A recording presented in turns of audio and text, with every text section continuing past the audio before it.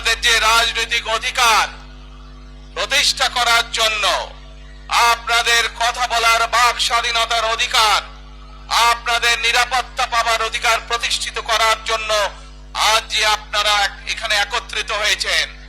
এই অধিকার প্রতিষ্ঠিত করতে গিয়ে আমরা আমাদের মাঝে থেকে ইলিয়াস আলীকে হারিয়েছি, আমরা আমাদের মাঝে থেকে জুনায়েদকে হারিয়েছি, আমরা আমাদের মাঝে থেকে দিনারকে হারিয়েছি। সারা বাংলাদেশে গত 15 বছর 16 বছরে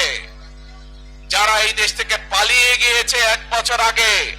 তারা যখন এই দেশের মানুষের দুটি চেপে ধরেছিল, তারা এই দেশের মানুষের বাক স্বাধীনতা কেড়ে নিয়েছিল, তারা এই দেশের মানুষের ভোটের অধিকার কেড়ে নিয়েছিল, তারা শুধু ভোটের অধিকার কেড়ে নিয়েই সন্তুষ্ট থাকেনি, তারা শুধু সাধারণ মানুষের কথা বলার অধিকার কেড়ে নেই সন্তুষ্ট থাকে নাই, তারা